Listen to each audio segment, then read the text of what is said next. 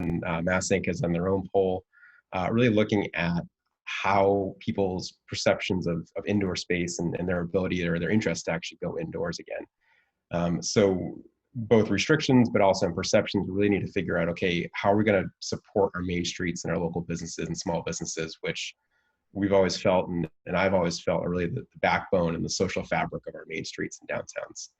So using Newbury Street again as an example, and I apologize, I hate continuing to use this street, but it's the best example of an open street that we have for Massachusetts. So this is today on Newbury Street, and every day on Newbury Street during the shutdown, right? Stores are closed, restaurants are closed, wide open spaces. You really get a perspective of how much space in our cities we devote to cars. I know this is CNU. A lot of folks have been preaching this since before I have, and everyone knows it, but this is just kind of rehashing some of these perspectives. So this is today on Newbury Street. This is the potential for our future, in the same perspective. And here's the other potential for our future, right? Open streets, shared streets, outdoor dining, outdoor seating. Obviously, there'll be hopefully a little bit more social distancing involved in some of our future events.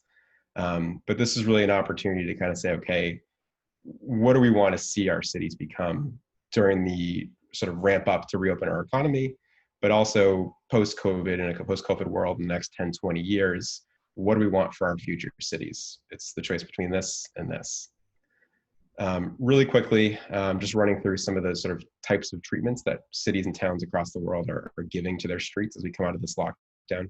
You can see the normal context in the top left, another context to get people space in their downtowns with the sidewalk extensions, shared street concept, which typically would allow outdoor dining and expanded seating in what would be travel lanes in the street, while having the street sort of a shared space and a limited speed limit to allow local access only while people still move about on the street. And then the traditional open streets concept on the right side.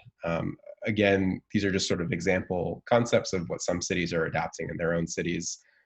Not one concept is what I think is the best for every city, what most people would say is the best for every city. I think we're seeing right now, every city is kind of adopting bits and pieces of the shared streets, the open streets, the sidewalk bump outs and protected bike lanes, and the outdoor dining. And I know just in Boston specifically, we're seeing Boston adapt bits and pieces of new temporary bike lanes. The idea of shared streets has been discussed. I know it's come from the mayor that they're looking into neighborhood shared streets. And then outdoor dining has also been something that's been broached in Boston. So what's happening in the rest of the world? Just a quick run through. I know this has been in the news a lot, and I created this PowerPoint for a presentation 2 weeks ago, and it's already changing and rapidly changing. So I'm trying to keep this up to date. And forgive me if you've already seen some of these. This is a photo from Paris. This is actually their temporary bike lane that's been installed over the last few weeks. The mayor of Paris, Anne Hidalgo, has, in my mind, one of the most progressive mayors that we've seen to date in the world. But she's really sort of looked at the issues approaching for mobility in urban centers and said, okay, we're going to see a lot of people trying to get back into cars and get out of the crowded public transit. Our city will be choked if everybody tries to get onto their single occupancy vehicles and move about our towns.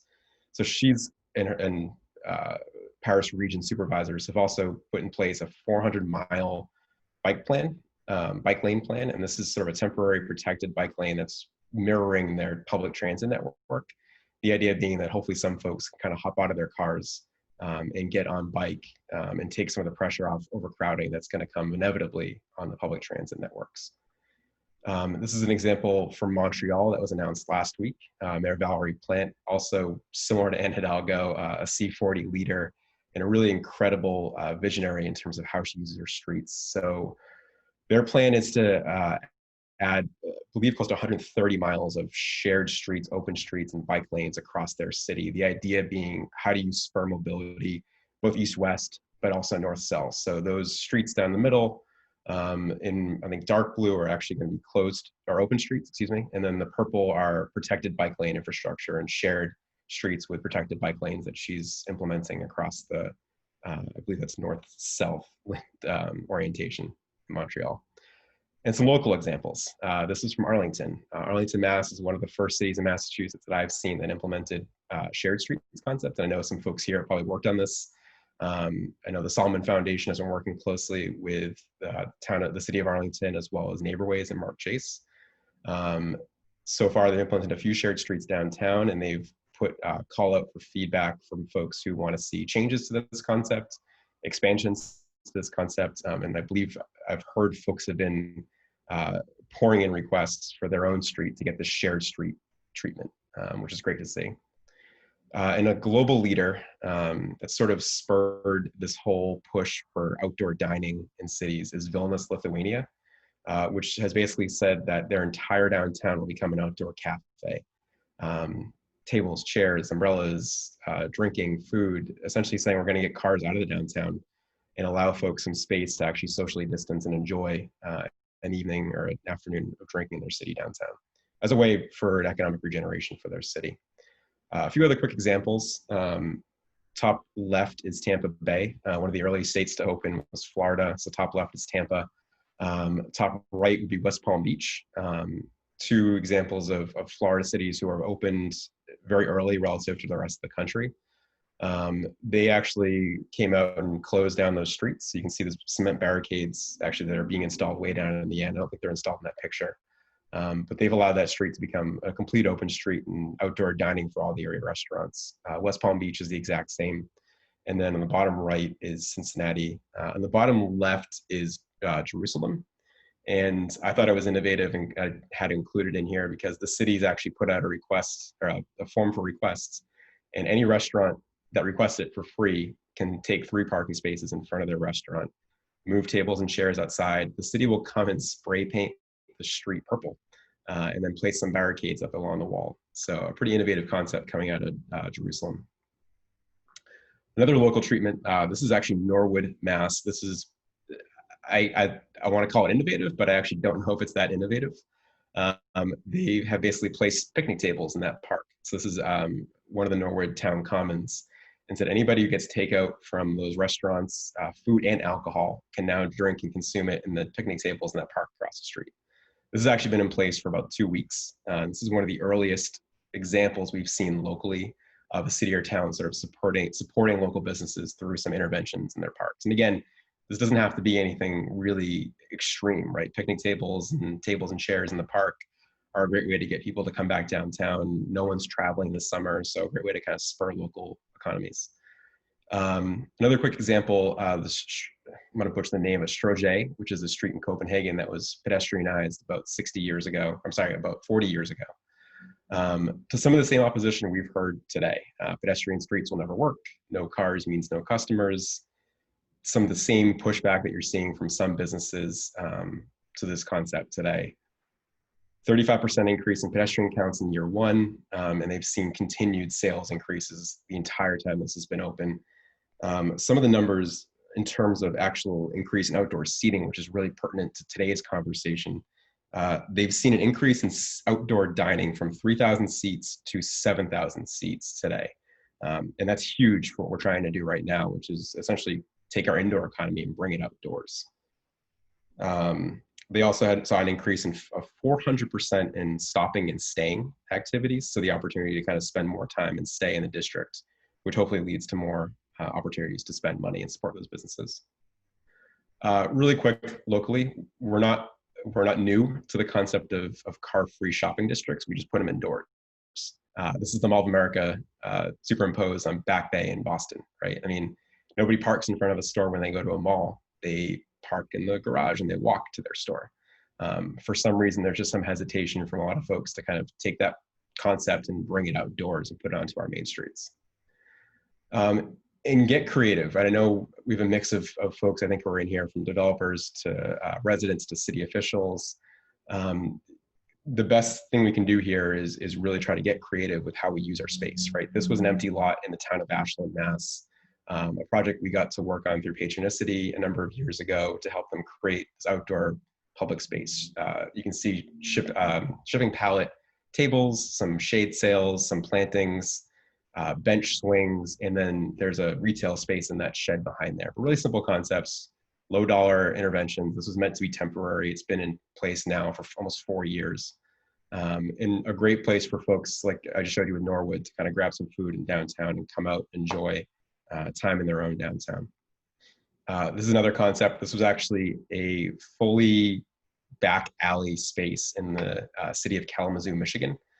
And these were all service spaces. This where the little risers are were just dumpsters and kind of the ugly side of the building. The city 2 years ago, working through our program with the MEDC in Michigan, came in and added outdoor seating in that alley space, some lighting, some paint in the ground. And that space has now been packed every night it's been open for the last couple of years. And they've actually expanded that program to 3 or 4 more alleys across the city because of the success. So a lot of the feedback I got last time I presented this was that this is work in small towns. And I've given some small Massachusetts town examples, but I know this is CNU New England. So I wanted to kind of focus on Vermont, New Hampshire, where there's small towns as small as a couple hundred people. This is Frisco, Colorado, 3,000 resident town, and this is their main street. They've decided come July 1st, they'll be turning this into a main street, open street for the foreseeable future. They've decided that they'll be putting out tables and chairs and closing this down permanently. The city's also put together an innovative program buying $100,000 in gift cards that they'll be giving out to residents as an investment into that Main Street district. They've estimated that that $100,000 investment will actually result in about $325,000 in a cash infusion back into those businesses that desperately need that money. So again, getting really creative in terms of different financing programs, but also in terms of different streetscape activation programs, both really necessary to kind of look at in lockstep here. So what should you be doing in your own community, right? And this conversation has come up a lot. I first created this presentation about 2 weeks ago, and some of these questions are already being answered. But what are your community's immediate needs, right? How do you help improve mobility? How do you create shared street networks that allow folks to safely bike and walk to and from, into and out of your neighborhood? How do you, once restaurants and retail reopen, how do you encourage that space to be used for those restaurants and streamline that process? And how do you give folks a space for outdoor recreation, right? No one's going on vacations this summer. No one's traveling for the foreseeable future. So we're kind of having these neighborhood and community staycations. What does that look like? What are we doing? Where are we having it? Is there a way to sort of take an underutilized space in your downtown, like in Needham, a downtown common, and turn it into an outdoor event space with socially distanced seating, takeout from local restaurants, a little community bazaar that has vendors from local stores selling goods, and bring in some music, bring in a movie screen, and kind of give folks a way to stay in place and stay in town, spend dollars in their community, and also kind of have fun doing it. And then I included on here purchasing infrastructure. I think that's a conversation. I know I've had a number of calls with different groups locally and nationally about bulk purchasing these tables, chairs, planters, jersey barriers, and highway barriers to open these streets. This is something that a lot of folks are looking at pretty closely, essentially supporting businesses and restaurants looking to take advantage of outdoor dining and seating, knowing that they've been closed for 3 months, knowing they don't have cash reserves on hand to go out and buy this equipment. Can foundations, can larger corporations, can cities use some CDBG funding or CARES Act funding to actually purchase the stuff for those entrepreneurs and small businesses, knowing full well that this is a real dire situation for them. We need to do whatever we can to help get them back. And then if your community does try any of these interventions, get feedback. You're not going to go through the traditional community process in these projects, but just make sure you're continuing to get feedback from the community. What works, what doesn't work, iterate on this process. Again, no one's been here before. This is new for everybody. They're going to try things that are really new for your residents and for your stakeholders. But just make sure that you're getting that proper feedback and that you're responding to it and continuing along beyond. That's it. My biggest push, and I've said this statement a number of times to folks: get creative. There's no pandemic playbook for coming out of this in a 21st century economy. You're writing it now. So if just because that your city or town hasn't done it before, don't take that as a reason why you shouldn't be trying it today. So I always tell folks, whatever crazy ideas you have from out there, see how they could work and let's try them. So that's it. And I'd love to, again, have feedback on this topic and engage in conversation from folks. So that's all I have. Thank you. Fantastic. Thank you so much, Jonathan. That was really great. I know I enjoyed it. I'm sure the group did as well. I have a question for you, Jonathan. Something that I recently had a conversation on a project, and we were some piece of that is going to be retail. And one of the ideas that came up was the idea of like a food truck rally, some type of live event. And obviously that's a sensitive subject today. What have you seen or heard from people? Has there been any real discussion or planning for that type of, a live event type of situation? Because at this point, I think we all need a little bit of entertainment. So. Yeah, I agree with you. I think this is my entertainment for today, which is great, and I'm loving doing it. There has been a lot of conversation around this, and I think the name of the game this summer and going into the fall will be outdoors, right? So you're not going to see. I think malls are going to be pretty empty. Movie theaters are going to be empty. If we see sports, there won't be anybody there for a while. So like I was saying before, what can you do outdoors? How can you plan these things outdoors? I think food trucks are great, and they're probably going to be in a good position to kind of start supporting some of these events going forward. If you have a downtown area, like you said, you're going to have some retail spaces in the area. Can you create some small events like a movie night? I know there's been some hesitation for like the broader scale open streets events, just because you want to avoid that crowding. But if you're talking about a small movie night, if you're talking about a small concert, think about things that are ways to get people to come back, not necessarily bringing in like the Rolling Stones to come play an event or a concert, but bringing in like a local jazz quartet or something to play music, get people outdoors. That's not a huge draw, and still supporting small businesses.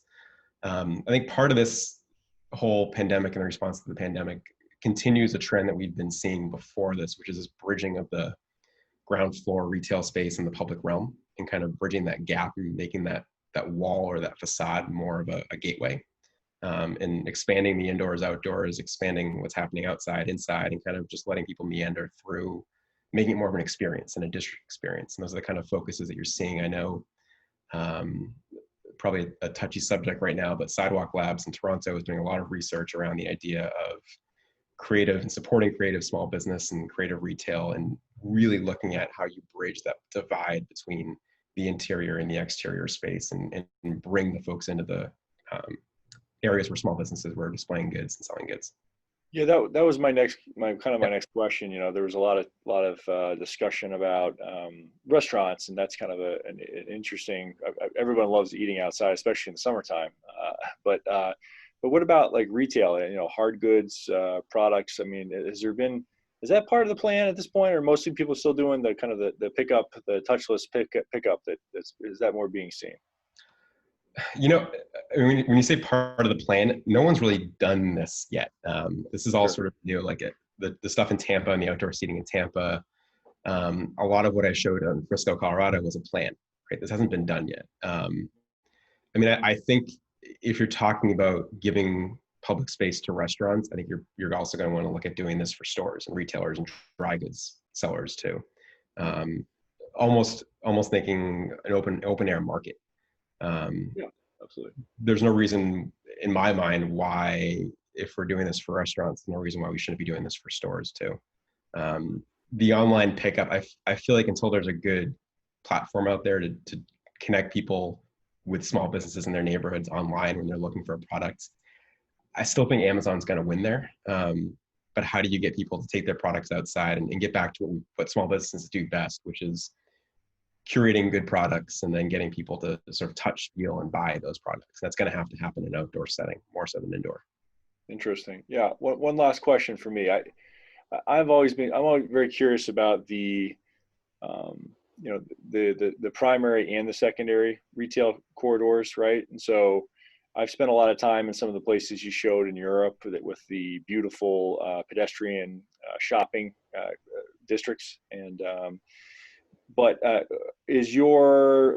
two questions. One is, are you seeing it? You mentioned one of the towns, I think it was Arlington, shutting down the entire downtown. That's interesting. Is there, from your perspective, does it make sense to shut down a side street that's only got a little bit of retail on it, or is that kind of overkill? I mean, I'm just kind of curious from your perspective. Does that make sense, or what are you seeing? Yeah. As well? And it's kind of why I glanced over those sort of different treatment types, because there's no prescriptive. You can't just kind of pick and choose which one you want for your town. I think you're going to have to say what works best and what timing works best. I think a lot of cities and towns, in smaller cities and towns, the secondary retail markets, you're seeing those main streets open streets from certain hours, right? Your Thursday, Friday, Saturday nights. Yep. And the rest of the week, it's just a traditional drive and go pickup, but where you really have sort of the crux of their nighttime dining and nighttime sales. Just they're bigger crowds. You probably would have more space at later at night and on weekends. So it really depends on the street. I definitely don't think an open street event for every single main street in the world is the right approach and a 24-hour approach. I definitely think it's you have to really massage what this looks like for every different city. Like the Storgé concept works really well in Copenhagen because they have public transit to service that area. Yep. Okay, a couple questions here from the audience. So one idea was to get some of the unemployed high school and college students involved in designing and building furniture, decorations, and plantings for some of these new spaces. That's a fantastic idea, Lily. Thanks for sharing that. I've heard hesitation from cities that open streets may attract too big of crowds for safety. Anything we can do to calm those fears? That's a good question, Jonathan. Yeah. Definitely probably the biggest concern of open streets is the crowds. I think this isn't the time to do an open Newbury Street. This isn't the time to do, I know I heard DC's proposal today was to do rotating open streets in different neighborhoods. I don't think that's a great idea because you're just going to create a destination open street. If you're going to do it, I think you have to do it in multiple districts in your city. If you have a small downtown or a small main street in just one district, take reservations. Even if a restaurant's doing outdoor seating, take reservations for all the tables. So no one's coming hoping to get a table and knowing they're not going to be able to. And hopefully you can kind of stagger the crowds that way. I think the smaller towns will probably have less concern about sort of destination open street events. If you're in a big city like Boston, doing open streets, but not just doing open Hanover and open Newbury and open Charles, but doing open Washington Street and Rosendale, like doing an open street in every single neighborhood is going to be the way to go. Just kind of keep those crowds under control. So it's not more of a destination. That makes a lot of sense, Jonathan. So another good question here. Has any quantitative analysis been done with respect to creating some of these places? For example, has anyone modeled or simulated the space with social distancing to understand what that or what too much success might look like? That's a great question. I'm assuming they mean too much success, like too many people coming in. Yep. No, I mean, all of this is sort of very new. I don't think, at least that I'm aware of, I don't know if anybody's done this on a large scale. I mean, I'm sure this has been, especially with social distancing taken into account. I mean, you can have mechanisms to kind of control the access, I think, and control access points, how many people come in, similar to how restaurants and grocery stores do it.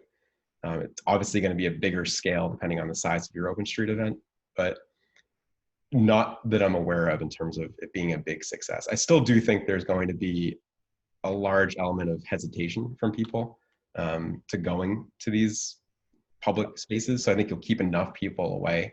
And if you can kind of stagger where not everybody's coming at 6 o'clock to try to eat outside, but you can't get a table unless you get a reservation beforehand, I think it's a great way to stagger those crowds as well.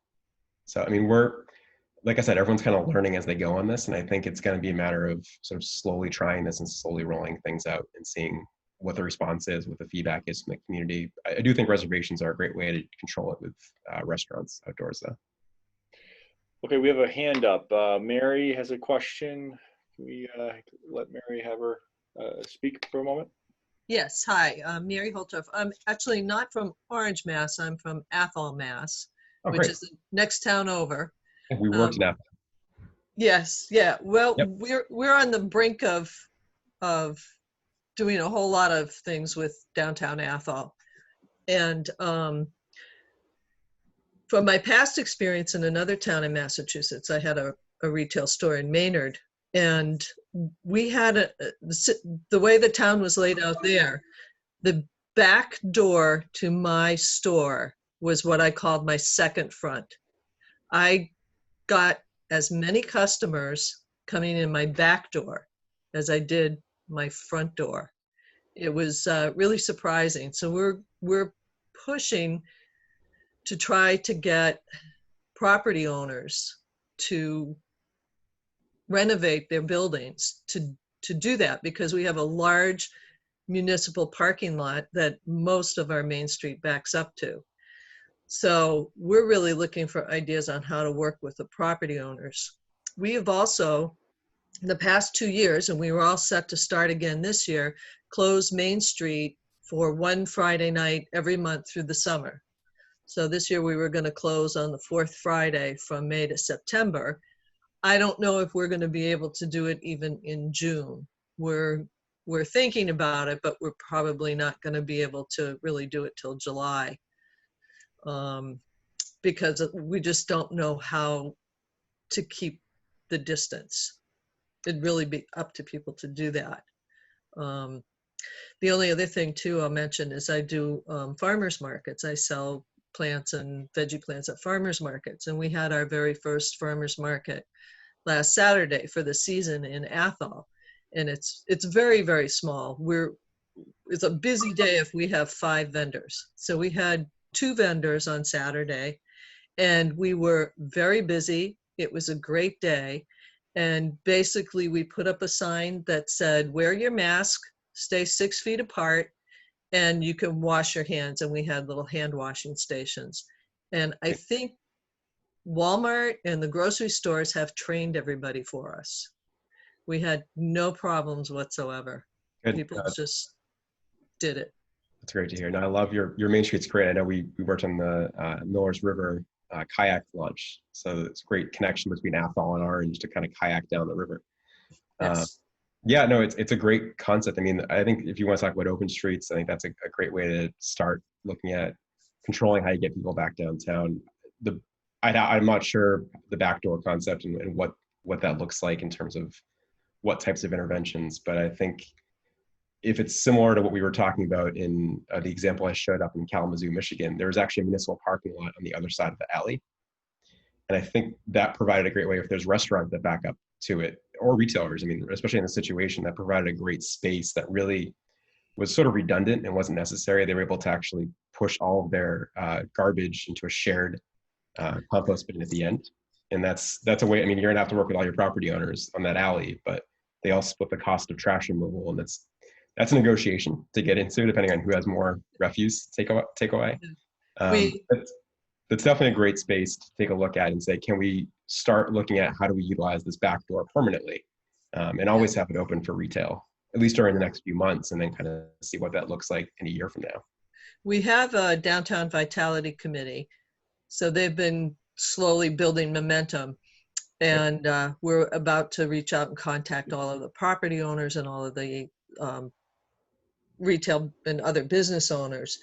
And one of the other questions I'm struggling with is ADA requirements. If restaurants wanted to use the sidewalks for cafe space, I'm not sure how we'd work that out, but that's another reason why I was really interested in the picture you had where they had the decks in the back of the buildings that abutted the parking lot, and those looked like they made great outdoor dining space. Yeah, that was the Kalamazoo, Michigan example, and those were great. They were also ADA accessible because they were at grade to the back door of the restaurant. So as long as the restaurant was ADA accessible, I think when you start talking about just sort of chairs and tables placed out on the sidewalk, you don't want to block the sidewalk access, right? I mean, you're already talking about people trying to keep distance when they're walking on sidewalks. I think if you're going to do that sort of ad hoc, they're calling them streeteries now, or street dining opportunities, you probably want to talk about the street and actually eliminate a parking space, not necessarily the pedestrian access on the sidewalk. And that, if it's at grade in the street, you won't have any ADA access as long as you have a clear way to get out onto the street and then back into that seating area. Wonderful. Thank you, Mary, for your question. We've got a couple more questions here I'd like to get to. So Paul, I had a question here for you, Jonathan. Bringing the indoors outdoors seems particularly appealing right now, in part because it's May and the days are getting warmer and longer. Given that the pandemic could stretch on until the fall or winter, do you have any thoughts or strategies for when the weather turns? Have you seen any ideas being proposed yet, or any thoughts there? It's definitely come up in conversations. I don't think anybody's focused on it yet. I think the first focus, and everyone's been looking at this in phases. I think the first phase is, how do we just get the permitting right, and how do we get this streamlined, and how do we get seating and dining and get this done safely? And I think we have some time until the real cold weather comes, but it's definitely a concern, right? We can't have this become a success in a community and then all of a sudden hit October, November and have to just say, okay, we're still under the same restrictions, but you lose all of that outdoor seating. I always think that New Englanders are hardier than we give ourselves credit for, and that we will spend more time outdoors in the winter. We're not just shut-ins. I mean, I've been in Montreal in January. I've been in Toronto in January before. I mean, those cities have a vibrant outdoor life in the middle of winter. In Montreal, it was the coldest thing I've ever felt my entire life in January. So we have nothing on that. So I definitely do think that with some heating and with potentially fire pits, I mean, these are going to be creative things we have to get into and start discussing about permitting for those and all that. But I do think having tents and having some kind of creative elements installed there's a way to do it, and there's a way to extend the season. How long that goes, I don't know, but it's definitely going to require some creative thinking. And I think taking that mindset that New Englanders just shut themselves in January, or December, January, February, we may need to forget that this year and kind of say, let's give ourselves a little bit more credit. We're harder than we think. Okay, awesome. So we have a couple questions here. Let's see, one good statement that kind of aligns with what you said. The way to avoid too many people flocking to one place is to have lots of places. That also supports local retail. That's a great point from John. One of the compelling features of the Montreal example is that they are looking at open streets on different types of streets, commercial, arterial, residential, etc., and also different types of interventions, lane reallocation, shared streets, full pedestrianization creates a full network of different opportunities. That's an interesting point, Andrew. Let's see, we had another question here. John, Jessica has her hand up. Jessica, go ahead, Jessica. Go ahead. Thank you for hosting this webinar tonight. Very inspiring and informative. I'm Jessica Eschleman with Union Square Main Streets, and I'm serving Union Square in Somerville. How are you? Great to see you, Jonathan. Long time no. I know, it's been a while. I'm really excited because our city is piloting a combination of the strategies that I see here. And I really wanted to hold up a point, Jonathan, that you offered during your presentation, that Union Square Main Streets is really emphasizing and stressing, which is this cannot just be dining in restaurants. The idea of open air commerce is really important so that our businesses can recover from the impacts of COVID. We know that they're up against the capacity challenges. I'm thinking also about customers themselves who may feel very uncomfortable entering some of the storefronts in our district. For example, if you've been to Bow Market, you know that those micro enterprise spaces are basically closets. Yeah. And so if I was immunocompromised, I certainly would not feel comfortable there.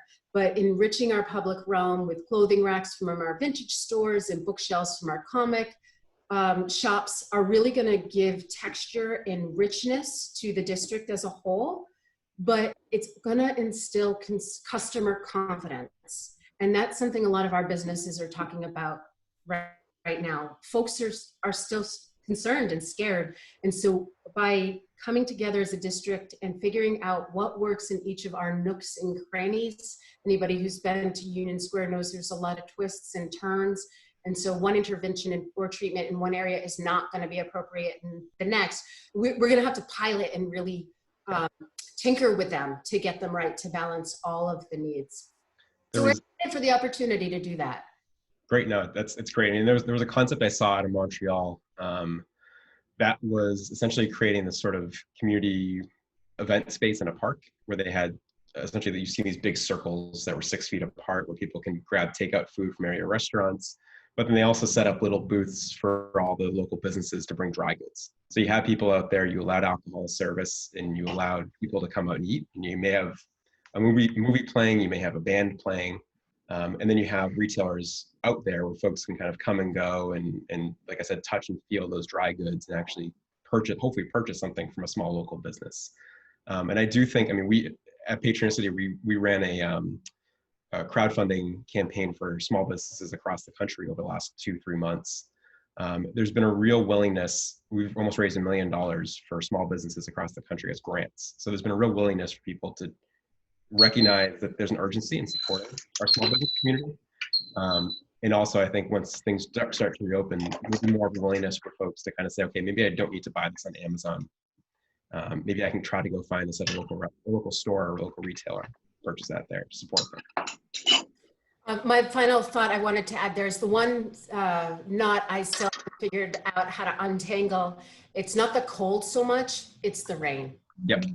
Businesses to set up outdoor commerce, that's not an easy lift. You know, you're schlepping a lot of things, you're moving merchandise, you're creating a sense of place there. And Jonathan, have you seen anything that's a light touch intervention? I'm not talking about the permanent installation of tents, but you know, some other strategy to help mitigate that? I mean, in this current situation, no, I haven't. I mean, the biggest outdoor commerce that's been set up is in Florida, West Palm Beach and Tampa Bay. What they've done is install big tents. It's hot and humid, so they need some shelter. It's just big event tents right now. I do think there are creative solutions out there. I know, I think MIT Sensible Cities and Sidewalk Labs was piloting the sort of building umbrella, which was a temporary protective layer on the side of the building. I don't think it's a real product yet, but they're piloting this building umbrella that would keep folks dry, keep folks warm in the colder months, and allow people to kind of use that outdoor space for a longer period during the year. I mean, Gil Penalosa from 880 Cities loves to say this, but there's no such thing as bad weather, just bad clothing. So maybe we need a rain goods distributor to open shop in Bow Market and start selling waterproof pants and raincoats. I mean, I know what you're saying. It's going to be hard to put a tent over an entire district. I think that's going to be part of the issue too. But there are certainly ways to get creative. On that point, John and Jessica, I mean, I could imagine once you start, you know, saying, oh, you can use the street for your goods or your tables, there's going to be, you know, it's going to be a negotiation, but there's going to be some upset, you know, people that own shops that want to have more space than they're getting, right? And so how do you kind of manage that conversation as a public official? I'm sure that's going to be a challenge, right? So. Yeah, I mean, I showed the example that I think ESSA Jerusalem was actually Tel Aviv, had given any store or restaurant 2 or 3 spaces wherever they wanted it. And so far it hasn't been a problem. They've come out and they've marked off those 2 or 3 spaces and they'll block it in and say, this is for this store or this restaurant. So maybe that's one approach. Yeah, so we got another question. Thanks, Jessica. We got another question here from Jacinda. Parklet dining for restaurants that are in mixed-use buildings. What do you do about local governments that listen to the residents opposed to the idea more than the businesses and community at large that would benefit from it? So I think the idea there is, you know, when, you know, how do local governments deal with the residents that are opposed to some of these ideas? What are some creative ways that you've heard or seen of them being able to deal with some of that pressure? Yeah, I mean, there's always been the arguments in the past of you can point to business owners who oppose open streets by saying that there's proof and there's data that show that more commerce and more people are coming and spending more money in these events. I think we need to start talking about residents and taking away parking spaces. I'm assuming that's the question is how do you sort of fight back against that, like, you can't take my parking space mentality, which exists very, very heavily in this area. I mean, I think right now the conversation is, sure, we can have a metered parking space outside this restaurant and you can park there for 2 hours, or we can give it to this restaurant and hopefully save that business and save the livelihood of everybody that works there. It's a real dicey situation for a lot of restaurants where they can't have any seating inside that will accommodate their needs for, like, the revenue they're going to have to recoup from the last few months, but also the upcoming months. You're going to have to make sacrifices. And I think everybody needs to realize that, like, the convenience of being able to park right in front of where you need to go is just, it's going to have to be a thing of the past right now. It always had to be. But I think with this, it's a little bit of an easier sell to say, you can have your parking space, but you're going to be parking in front of an empty store in a couple months if that's what you want. Yeah, I mean, that's a great point. I've heard the conversation around, you know, the city's losing parking revenue from this, right? But yeah, if you've got an empty store or you got an empty street, you're losing a lot more revenue that way, probably, right? So your sales tax revenue and everything else is gone. Yeah, exactly. Next question, Bill Wendell, generating proposals for the pandemic playbook. If baby boomers were a country, they'd be the 6th largest economy in the world.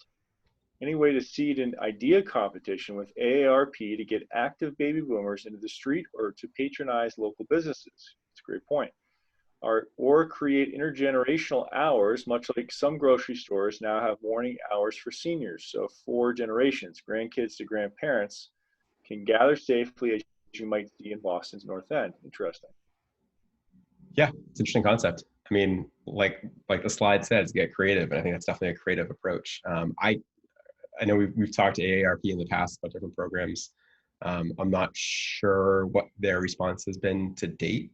I'm sure they're planning something. They've always been heavily focused on placemaking in their work. Yeah, it's a great concept. I mean, I think some of the concepts like outdoor dining in downtowns and main streets and outdoor dining in parks has been to kind of let family groups come and share a picnic table and grab dinner together. With enough outdoor space to keep them apart from different people. I think you could certainly pilot seniors hours if you're talking about shopping districts. Jessica, does Bow Market do senior hours for their markets or no? Yes, Bow Market has priority shopping, as does the Union Square Farmers Market. The first 30 minutes we reserve for vulnerable population, high-risk populations. Yep. Yeah, I think those would be great ways. I mean, you could do a whole evening of high-risk population shopping in those districts, or a couple hours each time you set up for it. So there's definitely a world of opportunity there, for sure. Thanks, Bill. Nice. Suzanne, Montreal is a huge underground city. Are we going to buy online or in small retail stores? More efficient to buy online. Sounds like she's not for the bricks and mortar stores. That's fair. I mean, brick and mortar was heading towards much more of an experiential concept, right? The experiential retailers were the ones that are thriving today. I mean, look at the ones that are filing for bankruptcy. Macy's in bad shape, JCPenney, Nordstrom's. I think these big retailers that are just physically selling goods and not in a great way are missing the opportunity to create experience. That's how, again, what I was talking about in terms of bridging that public-private realm. How do you make that shopping experience an experience? I think Bow Market has done a great way of building on that. And Union Square Main Street has also done some great work on that. And different Main Street groups have focused on trying to make not just purchasing products to come and buy a product, but making it an experience to get people there and then put the products in front of them once they're there. Next question, James asks, developers and property owners are recognizing the need for distancing. How successful has the metrics message been for increasing business with this audience? He gives some examples. In Eastern Europe, many have closed streets in a winter climate that has not dulled the vibrancy of their business life. So the metrics message, is that been, is that fallen on deaf ears, or are they hearing your point there? I think the metrics message was one that was, the messaging for this now is very different than it was 2 months ago. I think the metrics message was one that was, you felt like you were kind of bashing your head against the wall, repeating it over and over again. I know on Open Newbury, which is the biggest example we have of an open streets event in Boston, you heard quotes and concerns from hair salon owners that said, my customers aren't going to come get a haircut on Sunday if they can't park right in front of my salon. Those concerns have, I think, quickly evaporated when you see it happen. So I think you can show the data and metrics from other districts all you want, but I think until you show it and how it would work in your own district and show the businesses how it will work and what their response is, you're not going to win that argument. I think it's just going to have to come down to trying it and experimenting with it, which is, I think, what this is going to be a big product of this pandemic. Yeah, absolutely. All right, so we're getting close to wrapping up here. Just another question we've got here. So this conversation may be too one-sided as it focuses too much on the downtown that largely serve the privileged. How can we broaden the conversation? Who might lose through these initiatives, and how can we broaden this discussion? And how can such strategies be positioned to be both socially and ecologically equitable? Yeah, it's a great question. That's why I hate using the example of Newbury Street, but it's the only example I have of a street that's really had that strong open streets treatment to kind of show the different perspectives. When you start talking about open streets in Boston, like I was saying before, I think there's 20 Main Street districts across the city. If you're going to do it, I don't think it should just be one district. I think it should be all of those Main Street districts together. And you want to encourage people in those neighborhoods to come out to those districts and support those districts. It's a tough point. It's a great question, and I think we have to be cognizant of it in everything that we do here. That's why I don't think doing Open Newbury and Open Hanover and Open Charles is the only way to go in Boston, but I think you need to focus on the neighborhoods. It's the example I gave of Frisco, Colorado, excuse me. It works in different size and scale cities too. It just needs to be sort of altered and take a look at sort of what the dynamics are of those neighborhoods. But there's no reason why the concept of shared streets or open streets can't work in Newbury Street, and it can't work in downtown Worcester, or downtown Lynn, downtown Lawrence, where I do a lot of work too. So absolutely.